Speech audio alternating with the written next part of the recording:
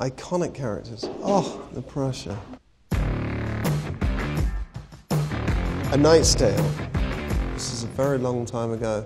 Brian Helgeland had found a tape of me auditioning for another movie, and he went, "Oh, I want this guy." And so he flew over and he screen tested me, and the studios went, I don't get it. Then he wrote A Knight's Tale, and he wrote a character for me in it that wasn't the lead, but was a really great character.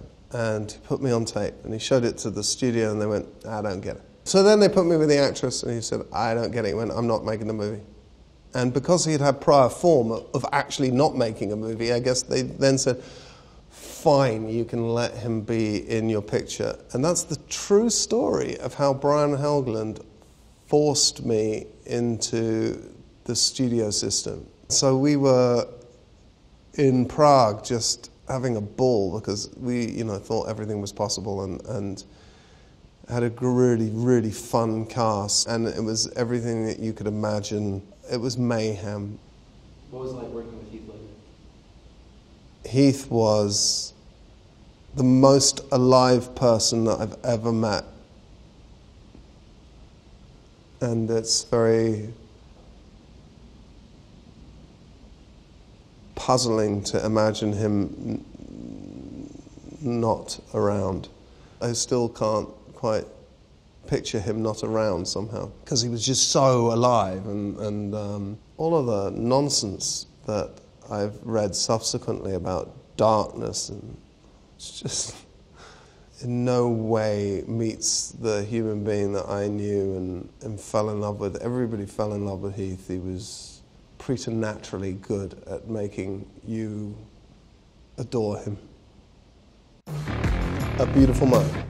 It came together again because of Brian Helgeland. Ron Howard was looking for an actor, and I'd made a movie called Gangster Number One, and Ron Howard wanted to see something of me in a movie where I wasn't playing a psychopath. Brian was cutting his movie, and he showed Ron some footage of me not being a psychopath gangster.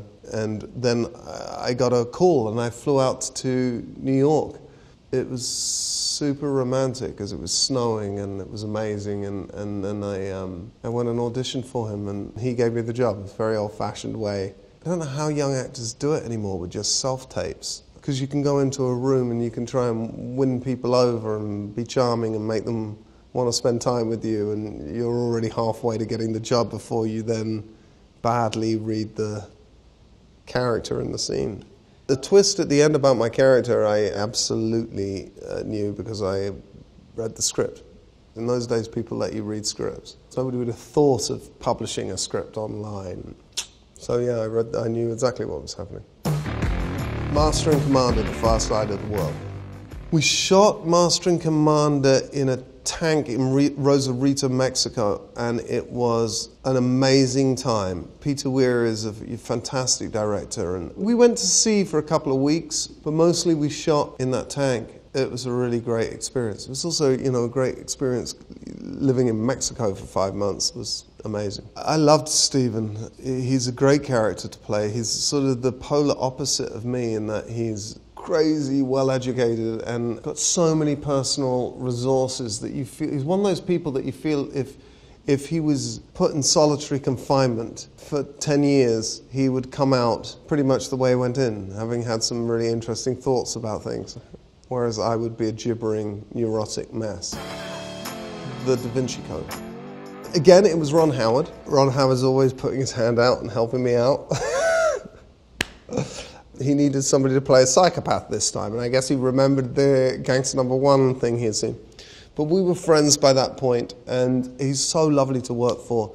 He really understands actors. He gives you so much space to explore and doesn't rein you in, and then just comes in and gives you some ideas about, and he's a phenomenal director, and I loved creating that. And I had a brilliant makeup artist called Veronica Macaleer who did my makeup and created that look. Kneeling on the floor, whipping myself with a whip was peculiar.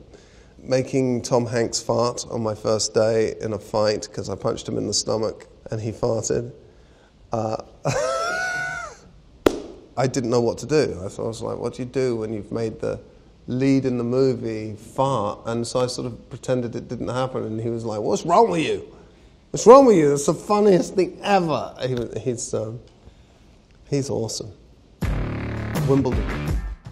Actually, I was supposed to make that before Master and Commander, and it got delayed because I really, really wanted to go and work with Peter Weir, and they made it okay for me to do that. Peter Colt, I spent 8 months training to learn to play tennis because I'd never picked up a tennis racket. Pat Cash, former Wimbledon champ, taught me how to play tennis. I'd never done a romantic comedy before.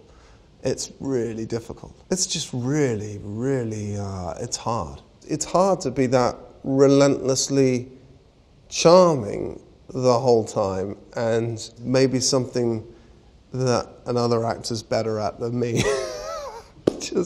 I was trying to sort of channel a Cary Grant or Hugh Grant. Maybe the problem is my second name's not Grant, because they seem to have such a deftness of touch and a sort of unerring accuracy with delivering that kind of light, charming, champagne comedy. It is where I met Jon Favreau.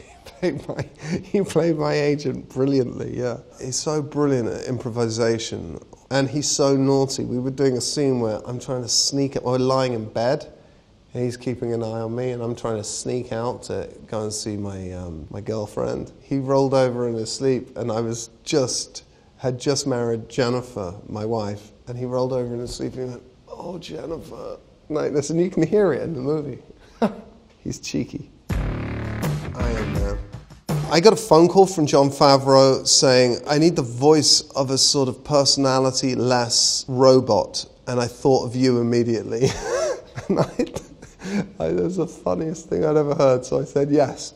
And then I ended up doing Jarvis, and then that was a great gig, because they just gave me a bag of money for coming in at the end and doing like 45 minutes voice work, and it was awesome. And when you haven't been able to tell the story in camera, and whatever CG hasn't worked, and then you've had reshoots to try and explain this, you can just have Jarvis go, the bad guys are coming over the mountain, and you're done. So it was a great job because everybody was really happy at me for doing a very easy thing, and they gave me money, which is always nice of people. The Avengers movies. This big Hollywood producer told me that my career was over and that I was done in the business and that I should pack my bags and sling my hook and go home. And I kind of stood up to him in the room and said, you know what? People have second and third acts in this town. But then I went outside and my legs were like jelly, and I sat down on the pavement, the sidewalk, and I said, maybe he's right, maybe my career's over. And my phone went, and I answered my phone, I didn't know the number, and I said, hello, and it was Joss Whedon. And Joss Whedon said, do you want to play the Vision in the Avengers? And I went, yes! So that's how that happened, and how the part, came to me. Solo, a Star Wars story. I got very lucky. Again, it's Ron Howard. I heard Ron was taking over the movie. I texted him saying, hey Ron, have you ever spent long winter evenings wondering why you're not in the Star Wars franchise? I have. And he sent me back, LOL, I'll get back to you. And he did. And I thought I was going to be a stormtrooper or something, just because I wanted to say I was in Star Wars, because it was so important to me as a kid. And he made me the main bad guy in Star Wars. And like 2 weeks later, I was flying over to shoot. That was an amazing experience for me, because in 1977, I was 6 years old. I went to see Star Wars. It was like when Dorothy steps out of black and white into Technicolor in Wizard of Oz. I was taken from this sort of grey, rainy, miserable 1970s London and transported to another galaxy, and I just thought, I don't know what that is, but I want to be a part of it. And 40 years later, Ron Howard made that possible, and he has saddled me with a debt that I can never actually repay him. Hey guys, thanks for bothering to listen to me talk about these characters. Thank you. Keep watching, but not that closely.